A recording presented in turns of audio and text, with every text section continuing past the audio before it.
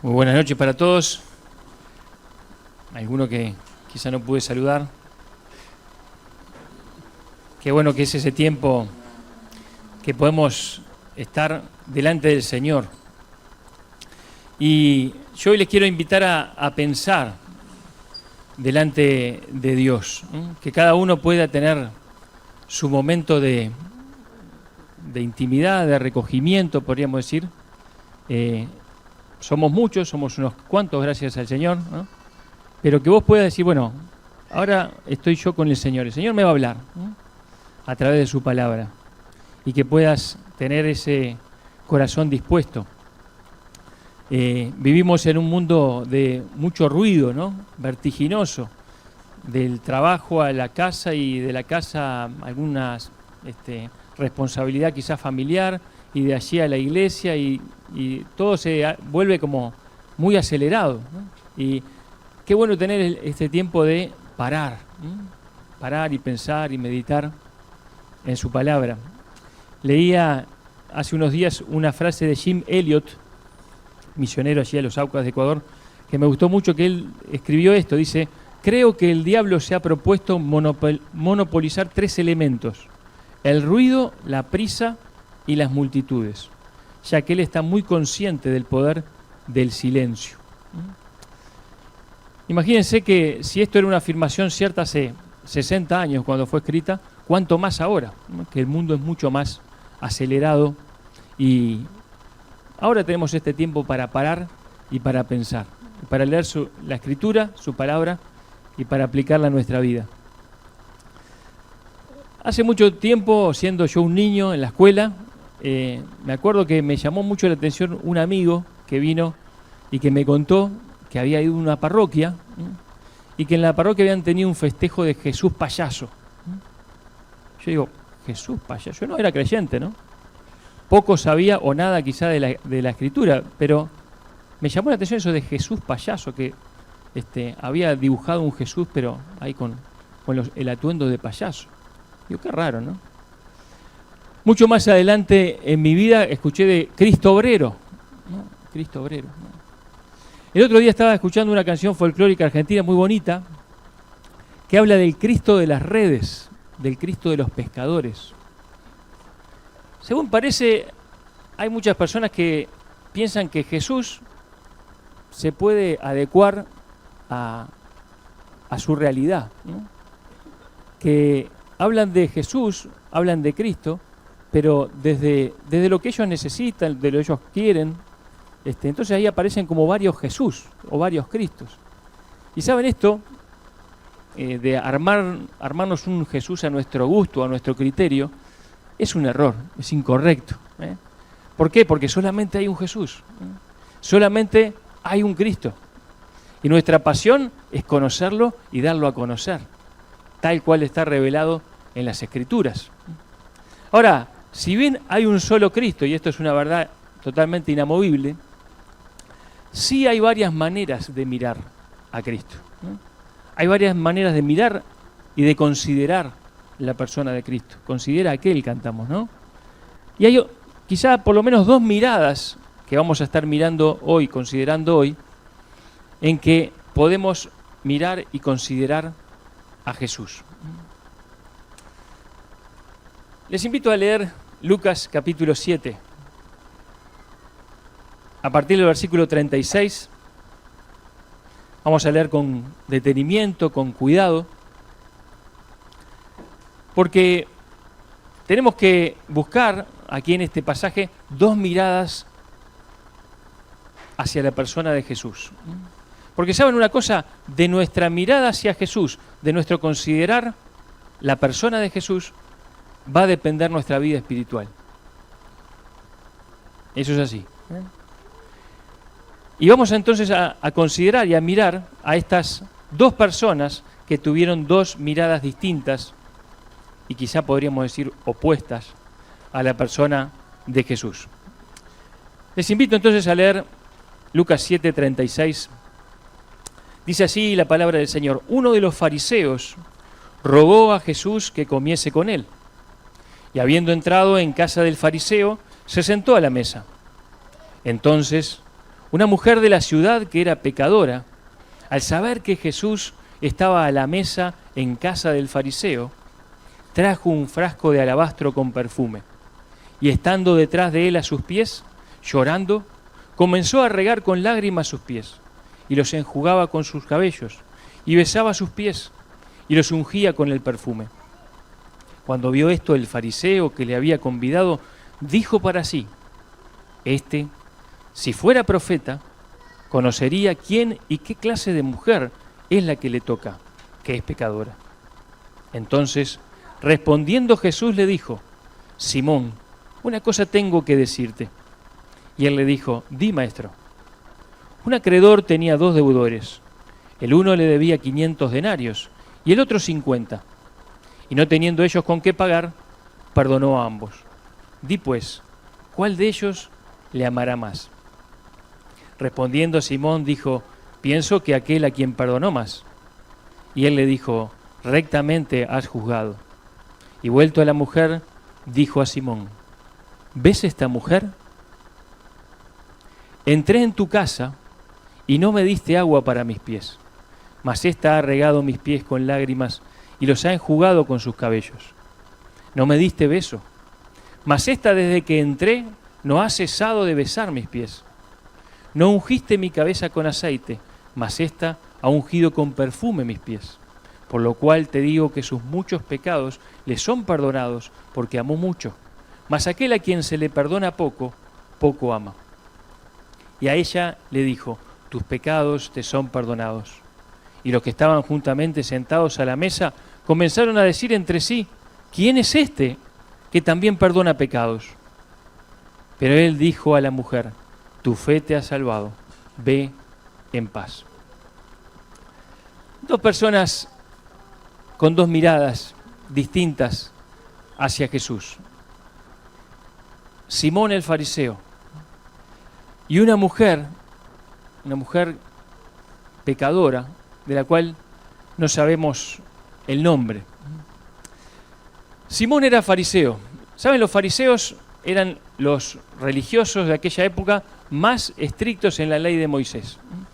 Tan estrictos eran en la ley de Moisés que habían agregado muchos otros mandamientos y otros preceptos a la ley, casi al límite podríamos decir, del fanatismo.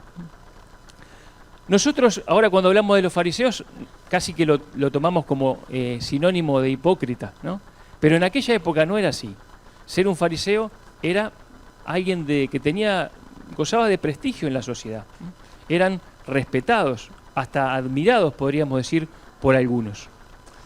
Este grupo de los fariseos, dentro de los judíos, un grupo particular, un grupo selecto, tuvieron una relación con Jesús muy conflictiva. Pero al principio, como estamos viendo acá, al principio del ministerio de Jesús, todavía mantenían cierto compañerismo o cierta relación amistosa, podríamos decir.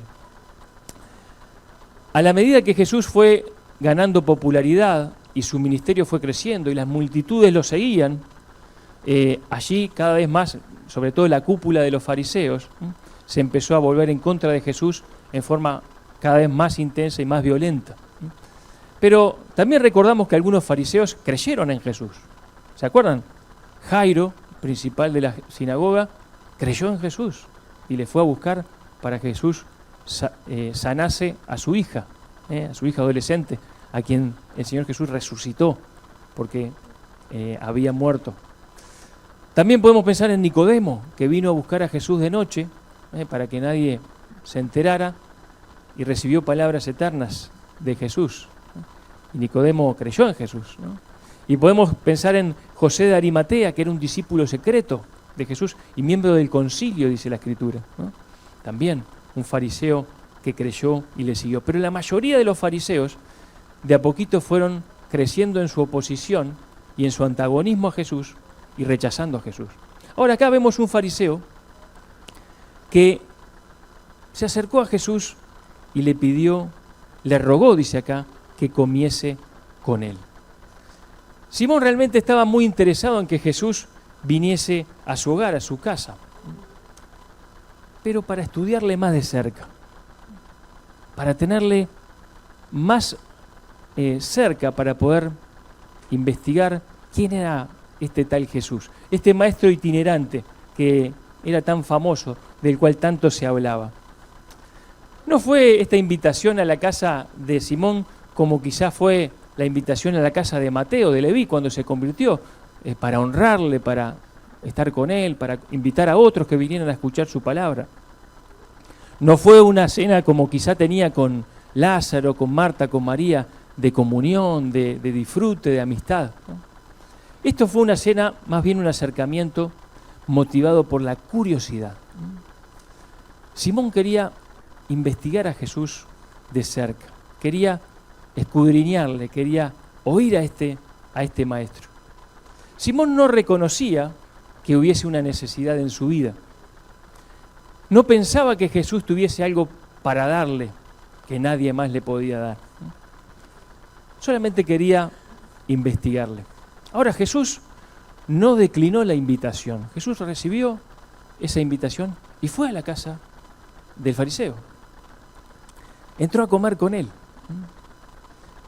La cena, por lo general, es un momento de intimidad, ¿verdad? En la sobremesa se pueden hablar cosas especiales, íntimas, ¿no? Así que, de alguna manera, quería compartir con este fariseo. Esto nos muestra el carácter abierto y bueno de Jesús, ¿no? Que aunque Simón estaba muy lejos del pensamiento de Jesús, Jesús quiso estar con él y darle la oportunidad de que él le conociera. Ahora, en ese ambiente informal se iba a dar lugar a una gran lección espiritual. Y vemos que Jesús aprovechaba todos los momentos para proclamar la verdad, su verdad. Él era la verdad, ¿no? La verdad de Dios. No era solamente en la sinagoga o en el templo donde Jesús predicaba. Él predicaba en las calles, predicaba en las casas, predicaba en las cenas, predicaba en las bodas, en todo lugar. Y esto me hace pensar.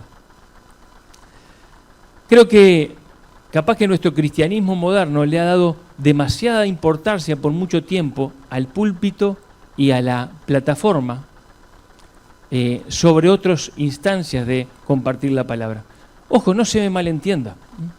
Yo no digo que el púlpito no sea importante, es súper importante, ¿no?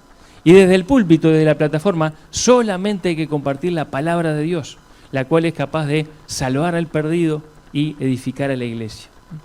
Pero quizá hemos menospreciado o desatendido otras instancias, como el poder de la consejería personal, como las visitas en las casas, como la comunión fraterna e informal para compartir también la palabra de Dios. Muchos de nosotros quizá pensamos en una palabra que haya hecho impacto en nuestra vida y fue dicha por alguien, quizá con un mate de por medio, no necesariamente desde un púlpito. Así que no menospreciemos esas instancias informales de compartir la palabra como hacía Jesús. Así que Jesús nos enseñó a aprovechar todo momento de la vida para ser portavoces de su evangelio. Consideremos un poquito aquella cena. Jesús fue a la casa de Simón. Ahora, Simón no trató a Jesús de una manera especial, ni fue considerado con Jesús. Simón no sabía quién era Jesús. Y quizá esto fue algo que se arrepiente por la eternidad, ¿no? Simón no tomó ningún recaudo especial por la presencia de Jesús, sino que lo recibió como un invitado más. Quizá como otros había invitado a otras personas a su casa. Él le consideraba un maestro y le invitó, pero no le honró en forma particular. Él quería tan solo investigar a Jesús. Y pienso que a veces podemos tener esta actitud nosotros con Jesús en nuestra vida. Queremos que Jesús esté con nosotros, que esté en la cena, pero no queremos que Él sea el centro. Queremos que esté como un accesorio, como un invitado más, como alguien que me ayuda cuando lo necesito. Pero esta forma de considerar a Jesús es incorrecta, y es indigna del Señor. Si hacemos eso, no estamos considerando a Jesús según quien es en verdad. Y ahí se estaba desarrollando esa cena, ¿no? Saben, ellos comían reclinados hacia la mesa. La mesa no era como ahora que tenían mesas y sillas, ¿no? Sino que era un lugar donde ponían las cosas y ellos se acostaban y con los pies hacia afuera, digamos, más lejos de la mesa. Y acá entonces aparece en la escena otra persona. Una persona que irrumpe en forma abrupta en aquel lugar. Lugar que estaba, quizá eran eminentemente hombres, la mayoría hombres, ¿no? Había algún fariseo más, probablemente, ¿no? Estaban los discípulos de Jesús. Y irrumpe en la escena una mujer. Era una mujer de la ciudad. Era una mujer conocida en la ciudad, pero conocida por su pecado, dice la Biblia. Probablemente se refiere a pecado de inmoralidad sexual. Quizás era prostituta, o quizás solamente una mujer de una vida inmoral, no sabemos. Lo que sí sabemos era que estaba en boca de todo el pueblo, que todo el pueblo la conocía. Hasta este momento de su vida ella había vivido de tal manera que su pecado era flagrante, era evidente a todos. Podríamos decir que nadie esperaba nada bueno ni piadoso de ella. Si hubiera sido hoy, quizá hubiera sido una influencer, ¿no? Porque hoy el pecado se publica y se festeja, pero en aquel momento y en aquella sociedad, por supuesto que no estaba bien vista esta mujer. Ahora, en aquel día, algo totalmente diferente iba a pasar, que iba a cambiar su vida. La Escritura nos dice que ella supo que Jesús estaba allí. Quizá oyó un comentario, ¿no? Jesús está en la ciudad. ¿Y dónde está? Está en la casa de Simón, el fariseo. Y en ningún momento nos dice la Escritura que ella haya dudado de ir a aquel lugar. Seguramente no iba a ser bien recibida, pero no le importó. No le importó eso. Esta mujer fue a Jesús, pero no motivada por la curiosidad como Simón. Esta mujer fue a Jesús motivada por su profunda necesidad de perdón.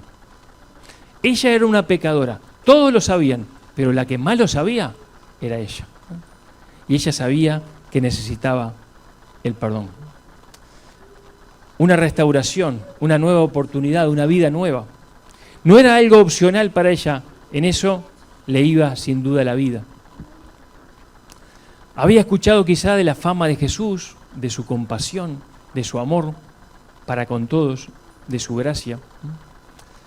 Y supo que era alguien especial.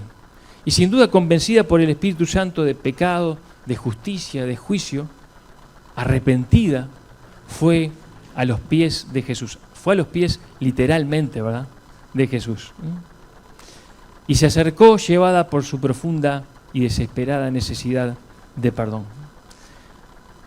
No sabemos si esta mujer comprendía a cabalidad quién era Jesús, pero a juzgar por sus actos parece que sí. No son nuestras palabras lo que define si nosotros conocemos quién es Jesús. Son nuestras acciones las que reflejan si hemos entendido realmente quién es Jesús. Y esto es muy importante. Ahora esta mujer fue preparada al encuentro con Jesús. Ella tomó un frasco de alabastro y capaz que uno lee así, no tiene ni idea qué es esto, ¿no? El alabastro era una piedra especial que se podía trabajar, una piedra que no era muy dura y una piedra que podría ser inclusive transparente, y que se hacían estos frascos con un perfume, y el perfume era y es muy costoso, ¿no? Y cuando se rompía un frasco de alabastro, había que usar el perfume porque no había manera de taparlo, ¿no? Y después se perdía, se evaporaba. Así que cuando uno rompía un frasco de perfume era para utilizarlo. Y esto, que era muy caro y muy preciado, la mujer lo tomó para ir al encuentro con Jesús. Este perfume era solo para Jesús.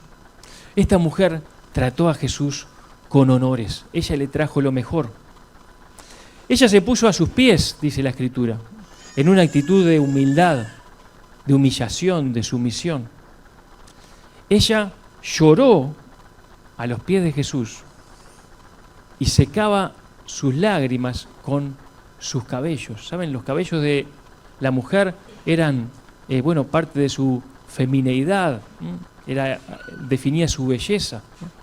Pero para esta mujer lo usó como toalla. ¿Por qué? Porque Jesús era digno. Aquella escena debió ser una escena extraña y hasta incómoda, ¿verdad? Para los que estaban allí. Ahora, yo pensaba en algo cuando leía este pasaje. Jesús en ningún momento se sacó a esta mujer de los pies. Ni hizo ningún esfuerzo para quitar sus pies de allí. Hubiera sido sencillo, ¿verdad? Solamente retraer sus pies y ya esto no hubiese pasado.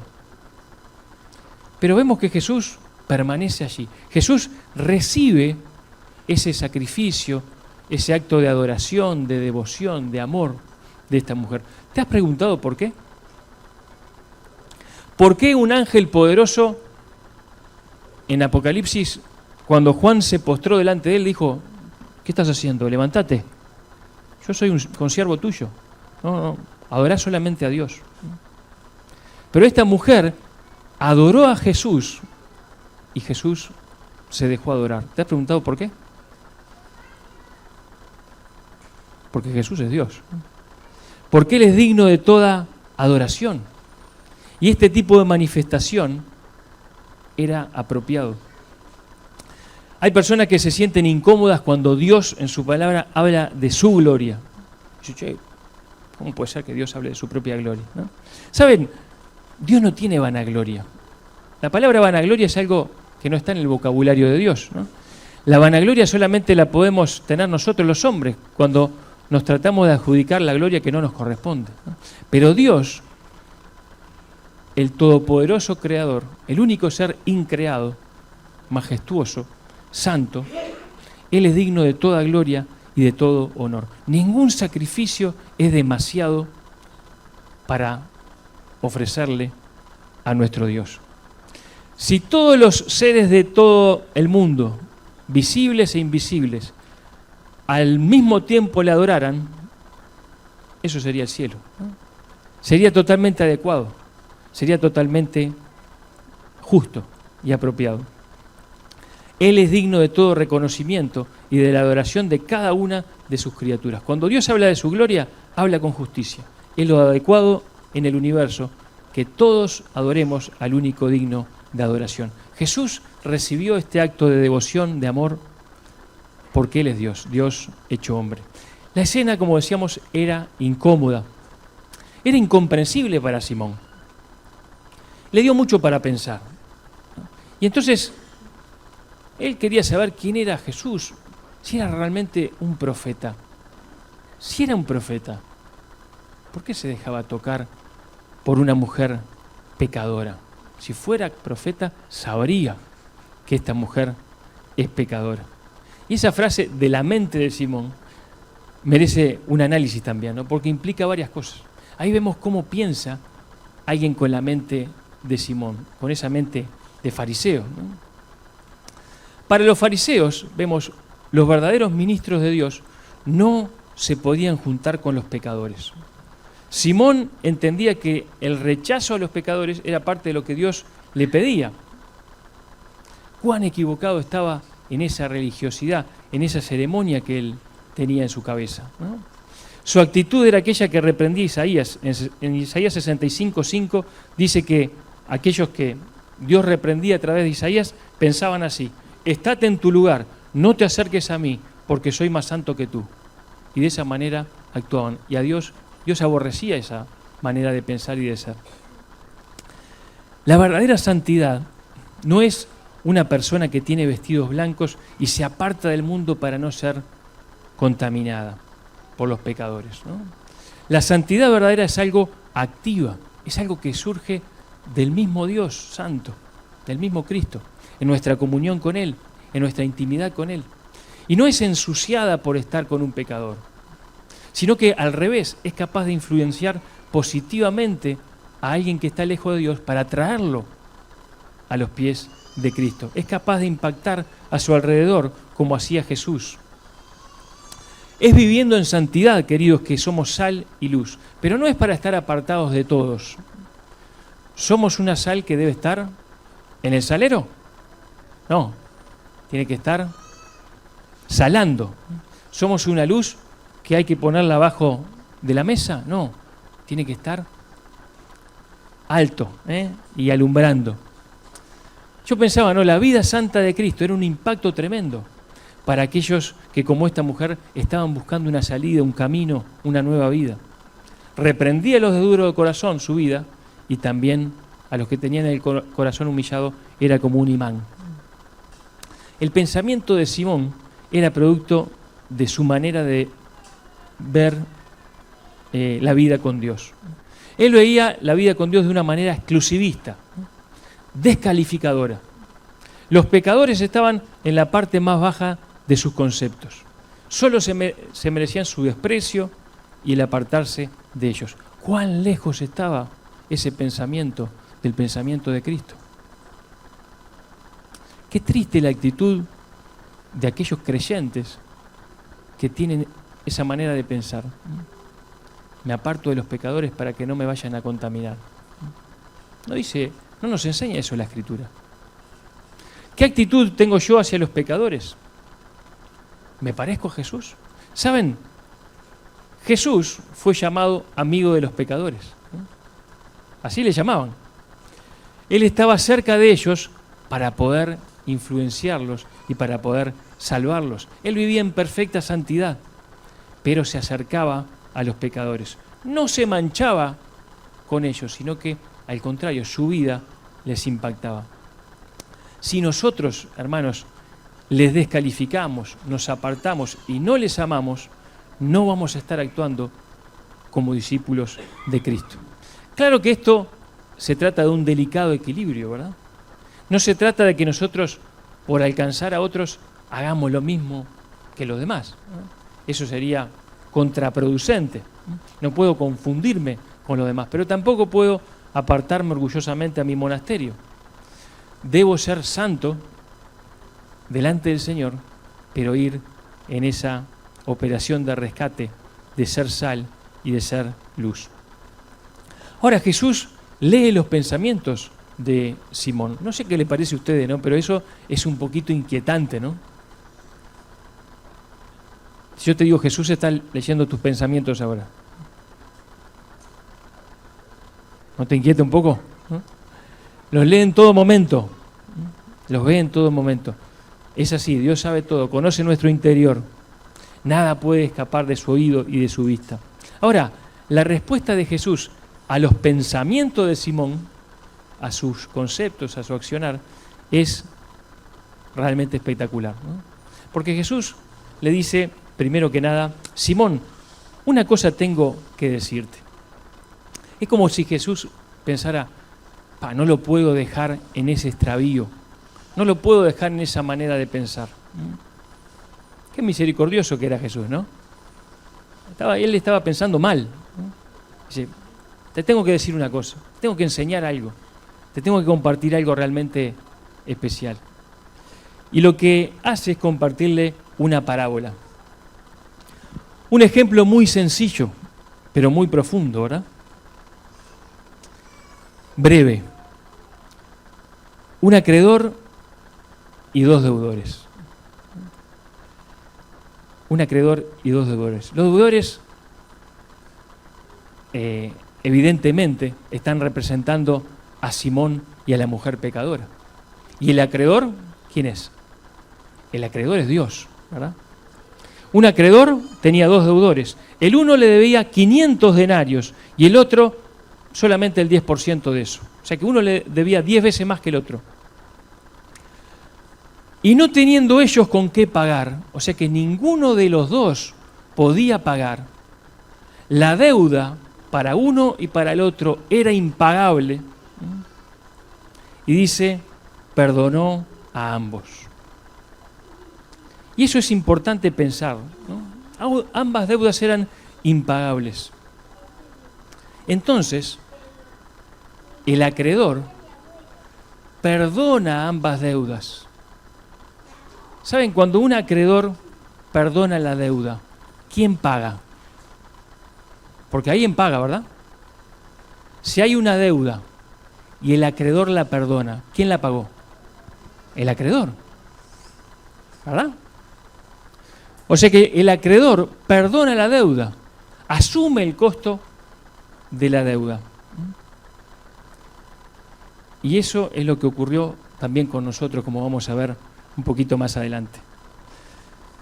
La benevolencia del acreedor en la parábola no está en discusión. Tampoco está en discusión la gracia abundante que recibieron los que debían. Pero Jesús le pregunta algo distinto, algo que nos tiene que hacer resonar en la cabeza. Dice, ¿quién de ellos le amará más? A los dos se les perdonó una deuda imposible de pagar, aunque uno debía 10 veces más que el otro. ¿Quién de ellos le amará más? ¿Qué responderías tú? ¿Qué responderías tú? Pensalo en tu interior, ¿no? Tenemos esa tendencia a pensar, el que perdonó más, ¿no? Pero en realidad, el que perdonó más va a ser más consciente de cuánto le fue perdonado. Pero el que le perdonaron menos era una deuda impagable también. Yo no estoy seguro que, no sé si diría el que le perdonó más, pero sí, quizá podríamos decir, aquel que está más consciente de cuánto le fue perdonado. Aquel que está más agradecido de la deuda perdonada va a ser el que le va a amar más. Y Jesús usa esa respuesta. Dice, rectamente ha juzgado. Y ahora mira lo que te voy a enseñar, le dice a Simón. ¿Ves esta mujer? Y le pregunta, ¿ves esta mujer? Una pregunta profunda, ¿no? ¿La ves ahora? ¿La habías visto antes o la habías ignorado? ¿Qué ves cuando ves esta mujer? ¿Ves una inmunda pecadora? Parece que Jesús dijese, yo veo una mujer arrepentida y contrita que reconoce quién soy yo y vino a buscar el perdón que solo yo le puedo dar. Yo la veo distinto. Tú me invitaste por curiosidad, Simón. No me honraste, no me diste un trato especial. No reconoces quién soy yo. No sabes que puedo darte salvación. No reconoces tu pecado. Crees que tu deuda es muy pequeña o que no tienes ninguna, como aquel deudor, ¿no? Y así es que te pierdes por no reconocer tu deuda. Porque en realidad también tenés una deuda imposible de pagar. ¿Saben? Todo aquel que no es consciente de lo mucho que se le ha perdonado, está enseñando la parábola, va a amar poco. Va a amar poco. Si yo no vivo en la conciencia de todo lo que el Señor hizo por mí, tendré la tendencia a pensar que no se me ha perdonado tanto, que casi que estamos a mano con el Señor, que ahora que yo me estoy portando bien, Él está obligado a bendecirme. Y eso es una mentira, ¿no? Es una mentira diabólica, podríamos decir.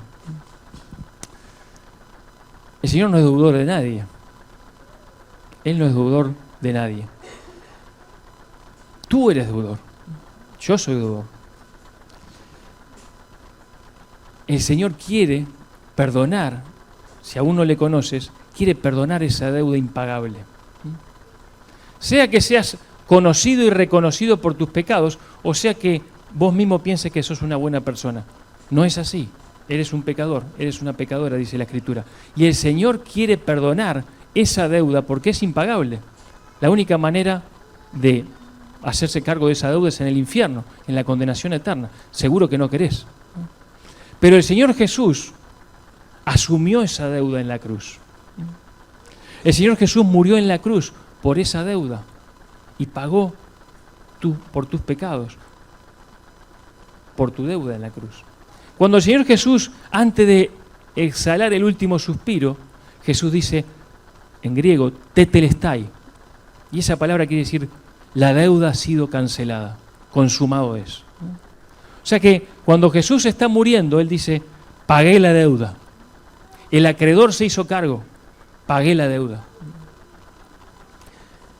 ¿Sos consciente de todo lo que el Señor te perdonó? ¿De todo lo que le costaste al Señor? En la medida de la conciencia que nosotros tengamos, que vos hermano tengas, que vos hermana tengas, de todo lo que el Señor te perdonó, ahí va a estar tu amor al Señor. ¿Amás al Señor? ¿Adorás al Señor? ¿Servís al Señor? La respuesta a esas preguntas viene de tu conciencia del perdón que has recibido. Si pensás que te perdonó poco, vas a amarlo poco. Si sabés y sos consciente de lo mucho que te perdonó, ahí sí, ahí cambia la cosa. Un viejo himno lo dice de esta manera: ¿con qué pagaremos amor tan inmenso que diste tu vida por el pecador? En cambio recibes la ofrenda humilde, Señor Jesucristo, de mi corazón. No podemos devolver ese favor, ni tampoco se espera que lo hagamos, pero sí podemos y debemos o debiéramos vivir en correspondencia a ese amor. De mi conciencia de lo que el Señor ha hecho por mí dependerá mi amor para con Él. De ahí va a salir, querido hermano, tu devoción, tu adoración, tu servicio, o no sale nada. Si sabés cuánto te perdonó o si pensás que casi nada te ha perdonado. Esta mujer volvió a su casa con sus pecados perdonados. Su necesidad fue satisfecha. Ella volvió a su casa con salvación y con paz. Querido, ¿quién en esta sociedad, en este mundo, en la historia, puede ofrecer a una persona perdón de los pecados, salvación y paz? Solo Jesucristo. Solo Jesucristo. Quizá hay aquí alguien que necesita el perdón. Y el perdón de Cristo está extendido a ti. Y puedes venir hoy a los pies de Jesús por la fe, en arrepentimiento, para ser perdonada, para ser perdonado. ¿Quién es este que perdona pecados? ¿Quién se piensa que es? Es Dios. Es el acreedor. Es el que pagó. Por eso puede perdonar. No es un perdón barato. No es un dale, te perdono, no pasa nada. No, pasa así. Costó muy caro. Fue un perdón muy comprometido y muy personal. Fue por ti. Fue por ti. Si Cristo te ha perdonado así, ¿hay sacrificio que sea muy grande?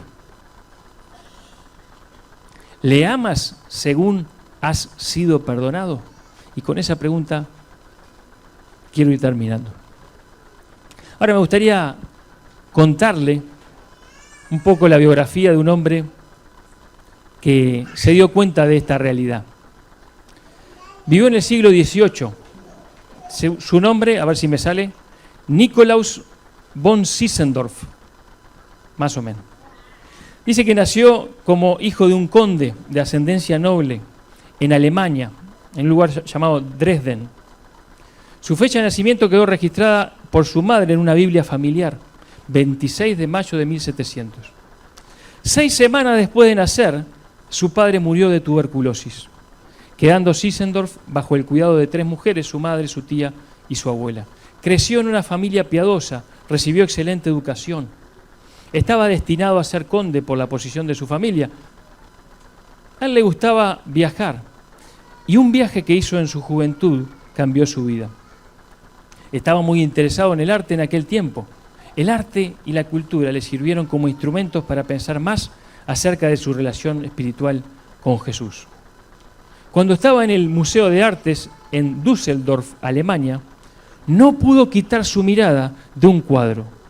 El cuadro se llama Esse Homo, que quiere decir he aquí el hombre, como dijo Pilato, ¿no?, a Jesús, del pintor italiano Domenico Feti. Lo había compuesto durante el siglo XVII. La pintura muestra a un Jesús casi desnudo, con heridas de látigo, una corona de espinas y una vara como un irónico cetro, mientras es llevado por un judío y un romano hacia la cruz. En la inscripción del cuadro se podía leer: yo he hecho por ti, yo he hecho esto por ti. ¿Qué has hecho tú por mí? Yo he hecho esto por ti. ¿Qué has hecho tú por mí? Estas palabras llegaron al corazón del joven, quien cayó en cuenta de que había descuidado y enfriado su relación de niñez con Jesús. Su amor hacia él no había menguado en cuanto a sentimientos se trataba, pero sí en cuanto a su actuar. No que viviera una vida desordenada, sino que no estaba viviendo según lo que él creía que era el llamado de Jesús para él. Así que frente a aquella pintura pensó para sí mismo: lo he amado durante mucho tiempo, pero nunca he hecho nada por él. A partir de ahora haré lo que él me guíe a hacer. Poco tiempo después abandonó los negocios familiares y la política, y en 1522 comenzó a dedicar su servicio a la obra del Señor, fundando un refugio en Sajonia para los cristianos moravos, que eran cristianos perseguidos, con el dinero que había adquirido de una herencia familiar.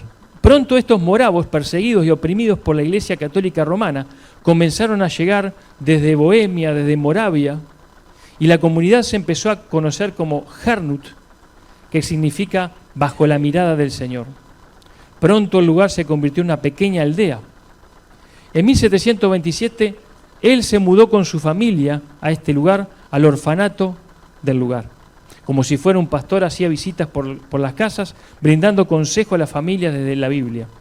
Lentamente se fue formando la iglesia morava. Esta nueva iglesia pronto se convirtió en una comunidad fervientemente espiritual.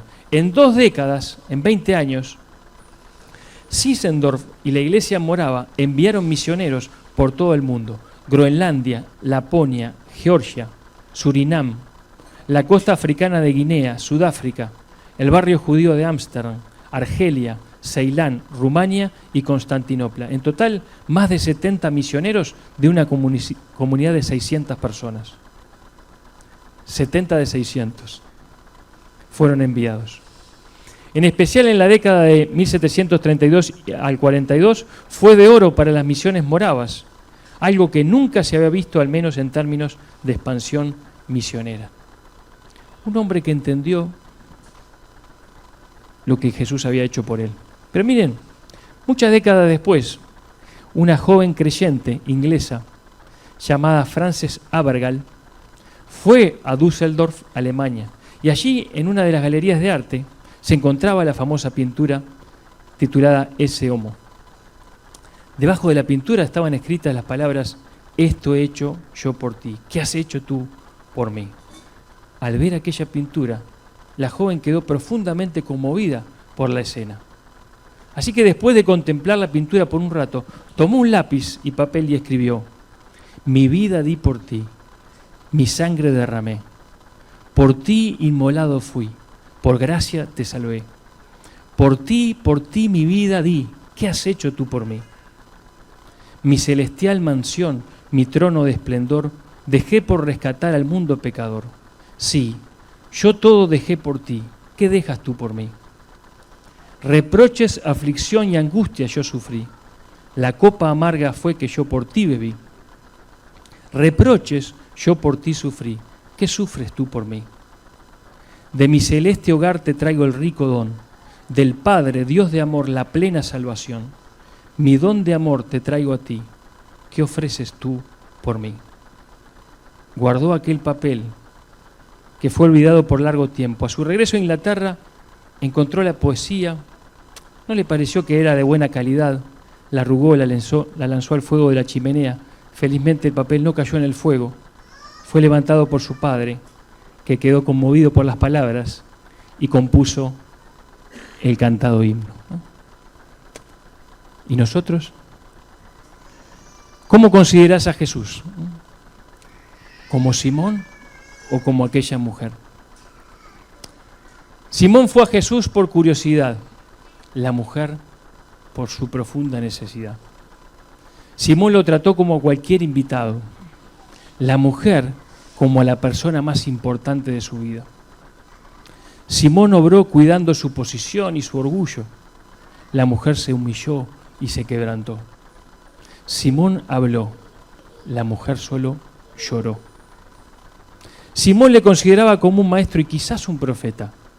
La mujer sabía que era el Mesías, que podía perdonar sus pecados. Supo que era Dios y le adoró. Todos somos deudores. ¿Has reconocido tu deuda? ¿Qué vas a hacer con tu deuda con Dios? Solamente Jesús es el que puede resolver esa deuda. Y si ya eres hijo de Dios, si ya eres hija de Dios, si ya has recibido su perdón, todos podemos amar al Señor en gran medida si reconocemos cuánto nos ha perdonado. Considera a Jesús y su amor para contigo, y en agradecimiento, dale tú también tu vida. Oramos. Padre que estás en el cielo, gracias por Jesús. Gracias por tu amado Hijo. Gracias por el Señor que entregó su vida en una cruz de vergüenza, de maldición, por nosotros. Él pagó nuestra deuda, aquello que nosotros no podíamos pagar. Él se hizo cargo, asumió nuestra deuda. Gracias, Padre, porque fue consumado el precio allí en la cruz y ya para aquellos que somos tus hijos, ya nada te debemos. Pero, Padre, queremos corresponder a tu amor. Ya que tanto has hecho por nosotros, ya que tanto el Señor Jesús nos ha amado, en agradecimiento, en gratitud a ti, queremos corresponder a tu amor. Queremos amarte, sabiendo que tú nos amaste primero. Ayúdanos, Señor, porque somos débiles, porque somos pecadores. Padre, ayúdanos. Pero que nuestras vidas también puedan ser como estos creyentes de hace tantos años, que reconocieron que ningún sacrificio era demasiado por aquel que tanto había dado por ellos.